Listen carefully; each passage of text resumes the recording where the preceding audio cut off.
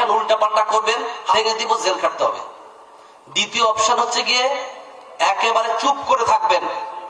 বাংলাদেশের ইতিহাস, বঙ্গবন্ধু স্বাধীনতা নিয়ে কোনো প্রশ্ন করতে পারবেন না, চুপ করে নিজের জীবন যাপন করবেন। জেলখানায় হযরত ইউসুফ আলাইহিস সালামকে যেতে হয়েছে, বছরের পর বছর জেলখানায় হযরত ইউসুফ ছিলেন। নবীজিকে 3 বছর অন্তরীণ থাকা লেগেছে। অতএব আমাদেরকেও কোনো কোনো সময় জেলখানার ভিতরে আবদ্ধ থাকতে হতে পারে। এজন্য জেল জুলুমের ভয় করে কথা বলা থেকে, সত্য কথা থেকে আমরা বিরত থাকব, এটা কোনো সময় হতে পারে না, আমাদেরকে বলতেই হবে। উদউ ইলা সাবিলি রাব্বিকা বিল হিকমাতি, এই হিকমত মানে বাংলা হিকমত না। উদউ ইলা সাবিলি রাব্বিকা বিল হিকমাতি ওয়াল মাউইযাতিল হাসানাহ ওয়াজাদিলহুম বিল্লাতী হিয়া আহসান। আপনি আপনার রবের দিকে আহ্বান করুন, ডাকুন হিকমতের মাধ্যমে। হিকমতের ব্যাখ্যা এবং তাফসীর কি ইবনে জারির তাবারি পরিষ্কারভাবে লিখেছেন, বিল কিতাবি ওয়াস সুন্নাতি, কোরআন এবং সুন্নাহ দিয়ে দলিলের মাধ্যমে। আল হিকমা আই আল বাইয়িনা, বাইয়িনার মাধ্যমে, দলিলের মাধ্যমে তাদেরকে আহ্বান করেন। প্রশ্ন হতে পারে সব কিছুর দলিল কি পাওয়া যায়? যেমন মিথ্যা মামলা সাজিয়ে দিল, অথবা মিথ্যা মামলা দায়ের করলো। যে রাষ্ট্রপক্ষের সবচেয়ে গুরুত্বপূর্ণ দায়িত্ব পালন করছে, রাষ্ট্রকে রক্ষার জন্যে, আল্লাহর আযাব গজব থেকে বাঁচানোর জন্যে গুরুত্বপূর্ণ ভূমিকা পালন করার দায়িত্ব করে, তার বিরুদ্ধে যদি নাকি রাষ্ট্রদ্রোহী মামলা আরোপ করা হয়, তাহলে এটা কি বানোয়াট জিনিস না? এই বানোয়াট জিনিসের মোকাবেলা হুজুর কোরআনে কোথায় পাবো? সব জায়গাতেই আছে। ইউসুফ আলাইহিস সালামের ভাইরা হযরত ইউসুফ আলাইহিস সালামকে কুয়ায় ফেলে তারপরে বাবার কাছে এসে একটা নাটক মঞ্চায়িত করেছিল। সেটা কি আপনারা জানেন? জামাটা খুলে ইউসুফের, ওটাকে ছাগলের রক্ত দিয়ে রাঙিয়ে এনে বাবার কাছে এসে বলছে ওয়াজাউ আবাহুম ইশাআন ইয়াবকুন। বাবার কাছে এসেছে রাতের বেলা কাঁদতে কাঁদতে, চোখ ডলতে ডলতে। ওয়াজাউ আলা কমিসিহি বিদামিন কাযিব, বানোয়াট রক্ত লাগিয়ে, বানোয়াট মামলা সাজিয়ে তারপরে যেভাবে করা হয়, সাদাকে কালো, কালোকে সাদা, এটা যেমন কোনো কোনো প্রতিষ্ঠান করে, আবার কোনো কোনো সময় আমাদের কোনো কোনো মিডিয়ার ভাইরা করেন। এটা বড় দুঃখজনক। তারা রাষ্ট্রের গুরুত্বপূর্ণ একটি স্তম্ভ, তাদের মাধ্যমে যদি কোনো সময় সাদাকে কালো আর কালোকে সাদা বানানো হয়, এর চেয়ে দুঃখজনক বিষয় এই দেশের জন্য আর হতে পারে না। তারা জাতির কাছে সমস্ত কথাগুলো পৌঁছান। তো এই উপস্থিতি, তো আল্লাহ তাআলা দেখিয়ে দিলেন যে ওরা বানোয়াট রক্ত লাগিয়ে এনে দিয়ে দিল। তো এই ঘটনা দিয়েও তো মিথ্যা মামলা আমরা বলে দিতে পারি। এই ঘটনার মাধ্যমেও তো আমরা উল্টো পাল্টা জিনিসগুলোকে পরিষ্কার করে দিয়ে দিতে পারি। তো কোরআন সুন্নাহর ভিতরে দলিল কিন্তু আছে, খুঁজে বের করলেই হয়ে যায়। বিল হিকমাতি, তারপর ওয়াল মাউইযাতিল হাসানাতি, সুন্দরভাবে, হৃদয়গ্রাহী ভাষায়, কটু ভাষায় না, হৃদয়গ্রাহী ভাষায়। একটা হলো কুৎসিত ভাষা, কটু ভাষা, আর একটা হলো মানুষের মনকে কেড়ে নেয় এমন ভাষা। ওই ভাষাতে বয়ান করুন। আমাদের সভাপতি সাহেব বলেছেন যে শুদ্ধ ভাষায় একটি কথা যদি আমরা বলি, মার্জিত শব্দ চয়নের মাধ্যমে, সঠিক শব্দ চয়নের মাধ্যমে, বাক্য চয়নের মাধ্যমে যদি মার্জিত ভাষায় কোনো কথা ব্যক্ত করা হয়, সেটা যদি অনেক কঠিন বিষয়ও হয়, তারপরেও সেটার প্রভাব কিন্তু অনেক ব্যাপক হয়ে থাকে। তো আমরা এটার চেষ্টা করব ইনশাআল্লাহ। আর ওয়াজাদিলহুম বিল্লাতী হিয়া আহসান, অনেকে আমাদের আলোচনা করে চলে গেছেন, এজন্য আলোচনা আবার চর্বিত চর্বণ না হয়ে যায়। মধ্যপন্থা আমাদেরকে অবলম্বন করতে হবে কোরআন পৌঁছানোর ক্ষেত্রে। সেই মধ্যপন্থাটা কি, এটা এই আয়াতে বলে দেয়া হয়েছে। এবং তাদের সাথে জিদাল করবেন, তর্কে বিতর্কে যদি কোনো সময় লিপ্ত হতে হয়, মানে তার্কিক জবাব যদি দিতে হয়, তর্ককারী এখানে হয়তো উপস্থিত নাই, কিন্তু সে যে সমস্ত দলিল প্রমাণগুলো দেয় সেগুলো যে ভুল, সেটা প্রমাণ করার জন্য তার পক্ষ থেকে তার দলিল উপস্থাপন করে এটিকে খণ্ডন করা, এটাও জিদাল। তো ওয়াজাদিলহুম বিল্লাতী হিয়া আহসান, সুন্দর পদ্ধতিতে করবেন। এবং সুন্দর পদ্ধতি এটা সবসময় কিন্তু একরকমই হবে না, এটা এক এক সময় এক এক রূপ লাভ করবে। সেটা কিভাবে হবে কোরআনে কারিমই বলে দিচ্ছে। এক, ফাকুলা লাহু কাওলাল লাইয়িনা, ফেরাউনের কাছে গিয়ে নরম ভাষায় বলেন।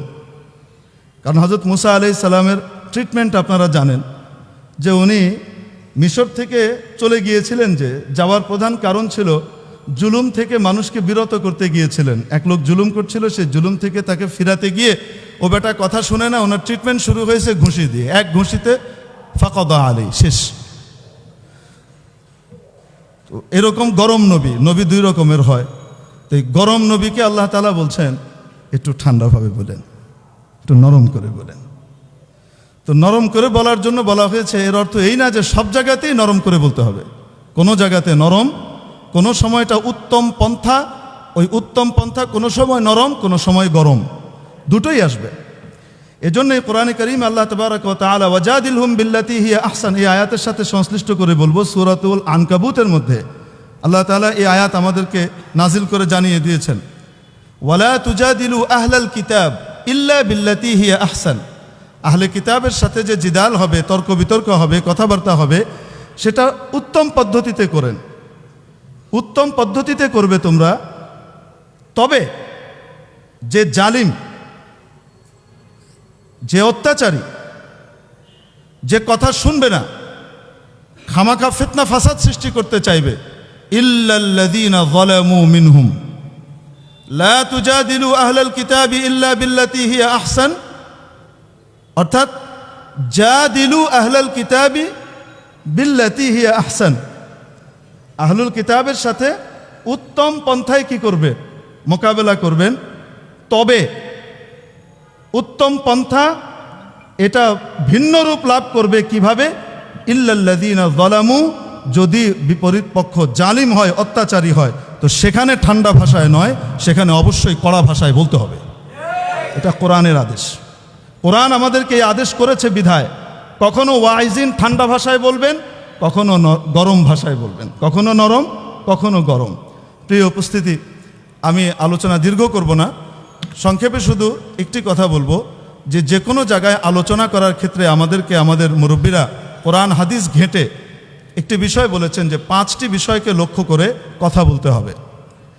1, মরদুম শিনাসি, আমি কাদের সামনে বলছি, আমি কাকে কথা বলছি, সেই লোকটাকে আমার চিনতে হবে। 2, মিজাজ শিনাসি, এই লোকটার স্বভাব কেমন, সে কি নরমভাবে বললে গ্রহণ করবে নাকি গরমভাবে বললে গ্রহণ করবে, কোন অবস্থা, তার মেজাজ এবং অবস্থাটাকে, তার স্বভাবটাকে দেখতে হবে। 3, মাহাল শিনাসি, কোন জায়গায় আমি বলছি। পল্টন ময়দানের মহাসম্মেলনের ভিতরে সমস্ত আহলে হক, উলামায়ে কেরাম এবং হকপন্থী লোকরা এখানে মজুদ, এখানে শয়তান ধারে কাছে আসার কল্পনাও করবে না। তো সেখানকার ভাষা, সেই মহল, আর গ্রামগঞ্জের এমন এক জায়গা 200-400 মানুষ, 3 জন বসে আছে, ওই যে বললেন আমার ভাই, জানেও না ভাস্কর্য কি, জানেও না মূর্তি কি, এই সমস্ত বিষয় দেশে চলছে, এগুলো নিয়ে তাদের খবরই নাই।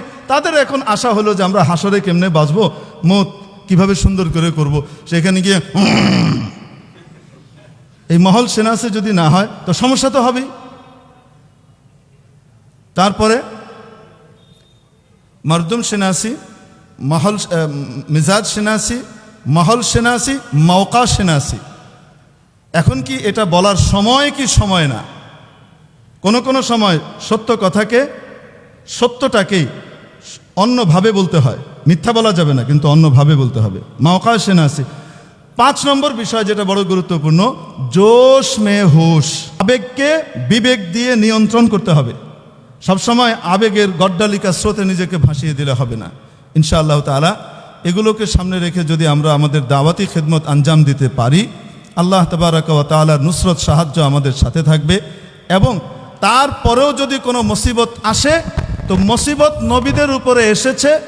জেলখানায় হযরত ইউসুফ আলাইহিস সালামকে যেতে হয়েছে, বছরের পর বছর জেলখানায় হযরত ইউসুফ ছিলেন। নবীজিকে 3 বছর অন্তরীণ থাকা লেগেছে। অতএব আমাদেরকেও কোনো সময় জেলখানার ভিতরে আবদ্ধ থাকতে হতে পারে। এজন্যে জেল জুলুমের ভয় করে কথা বলা থেকে, সত্য কথা থেকে আমরা বিরত থাকব, এটা কোনো সময় হতে পারে না, আমাদেরকে বলতেই হবে। ওয়ামা আলাইনা ইল্লাল বালাগ, কারো পছন্দ হোক চাই না হোক। জাযাকুমুল্লাহ খায়র।